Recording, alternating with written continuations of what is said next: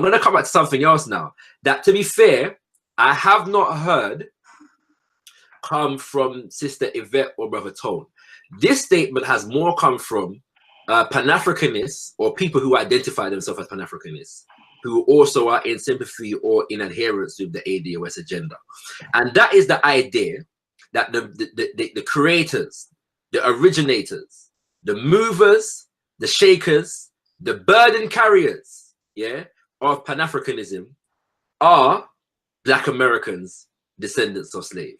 Y'all have been carrying the entire load of the African world, at least for the past 100 years, yeah, since the term Pan-Afrikanism, you know what I'm saying, came around. And everybody else has just been feasting and feeding off the wellspring, but not reciprocating the deeds, yeah. By the way, kings and queens, I hope you're appreciating the quality of the panel right about now that is about, yeah. I hope you already, but we haven't even got to the point where we're talking about tangibles and what's going on today yet.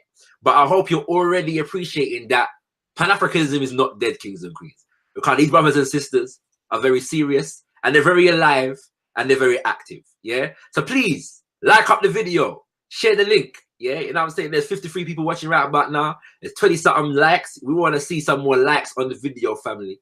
And you know what I mean? Share that love, share that Pan-African love all around the cyber universe, yeah. So we want to get to this idea now that Pan-Afrikanism was basically started by Black Americans, and y'all have been the primary contributors, movers and shakers behind it for all that time. Is that the case? Where does this idea come from? And what is the truth, if any, in it?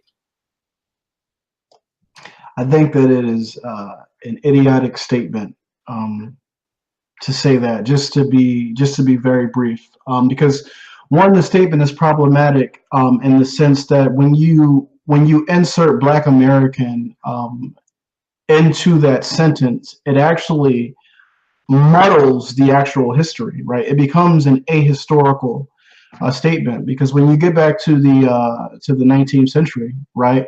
For example, if you go with somebody like Martin Delany, well, Martin Delany was first generation African. You know, he was first generation pre-African, right? So is he a Black American, or is he I wouldn't call him an immigrant, but you know what I mean? Or is he an African? But even when you get beyond that, right, the context of struggle in the diaspora has always happened on the global scale, right? Africans resisted wherever we are, wherever we were faced with white supremacy. We resisted as African people. That is a Pan-African context. But when you get to the actual conceptual development of Pan-Afrikanism, you know, you get Black Americans and you get our brothers and sisters in the Caribbean. I have a book right here. This is Haiti in the Americas, right? Just two essays in this book. This first one right here talks about the relationship between the Haitians and the Cubans. And one of the brothers they point out here, Antonio Maceo, right? This is the brown bomber, whatever they refer to this guy's name as. But the Haitians, you know, fought to help free the Cubans from Spain, right? And then, you know, Sylvester Williams, the guy who called together the first Pan-African conference, was from Trinidad. Of course, Du Bois was there like as the secretary. And then Antoine Firmin, a Haitian Pan-Africanist, right? He was there at the first conference. So to say that that African Americans have been the ones like holding it up, I mean, it's just ahistorical. In fact, even if you go back to 1897, W.E.B. Du Bois writes an article called "The Conservation of Races," and in this article, he doesn't even refer to it as Pan-Africanism. He refers to it as Pan-Negroism. Right, and he says that the Negroes here in the West, we have a responsibility to operate as the vanguard, meaning the leaders of the struggle. But as our brothers and sisters on the African continent after the colonial period, after they got engaged in the struggle and were coming to the West to be educated, they too got politicized and involved in the struggle. You know what I mean? But to say that we as, you know, Black Americans have upheld. I mean, it's just wrong. It's just I don't know any other. It's ahistorical to say the least. And again, it's a bit of that American exceptionalism, Black American bravado, because you are in proximity to the empire. You know what I mean? Like you feel like the empire is you. You know what I mean? So in that regard, you are talking very macho like and saying that we've done all these things. But if anyone who has taken a sober account of the historical record, they would have a more tempered approach to contributions. Like everyone has a right to be proud of their lineage and the contributions of their ancestors. Nobody is saying that. What you don't have a right to do is denigrate everybody else and say it was me there doing it, and you know y'all are now standing on my shoulders, so y'all need to thank me for paving the way for y'all. You don't have a right to do that because the struggle didn't occur in that type of context, and it's a lie to tell that type of narrative. I just wanna I'm gonna come to Sister Afrikan Esquire on this question. I just wanna say though, one of the most untold stories about the Garvey movement, the UNIA, is that they actually had branches on the African continent. Yeah, many people don't know this. Yeah, there were branches of the UNIA on the African continent. South Africa, yes, or shall I say Southern Africa. So there were branches in South Africa itself, Zimbabwe. There were branches in Kenya. The most active branches were the area of South Africa. There was activity in places like Uganda.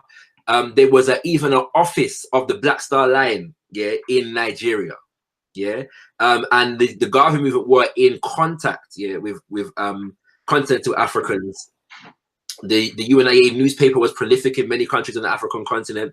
People like J.E. Casely Hayford, yeah, were in constant correspondence, yeah, with the UNIA. You know what I'm saying, and many other things, kings and queens. And so we see that, you know, the impetus for Pan-Afrikanism was truly global. Sister Afrikan Esquire, when I was on I you know, jumped on Brother Omwali's panel the other day, and I ventured to mention Kwame Nkrumah. And as soon as I said Kwame Nkrumah, another brother on the panel whose name I forget said, yeah, but you know, remember he came to America to get his teaching. He got active in America, yeah, and them kind of things there. And then, you know, we mentioned Marcus Garvey. You remember Marcus Garvey wasn't doing nothing in Jamaica, but then he came to America, and you know, that's where he started popping. Yeah, like I don't know, man. What is this same question? Is it as the axis of Pan-Afrikanism, generally speaking, revolved around Africans in America? Of course not. And I think Brother Omawale did a great job of just laying out, you know, many examples, historical examples of Pan-Africanists not in America. I think that the issue is, and someone said this on my channel when we did a panel on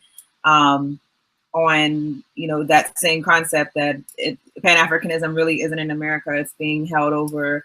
I'm sorry, that Pan-Africanism is only in America, that Africans really don't care about it. And a sister, Carolyn, stated that the fact is that you have to understand when you're in America, you're only going to see what America exposes you to.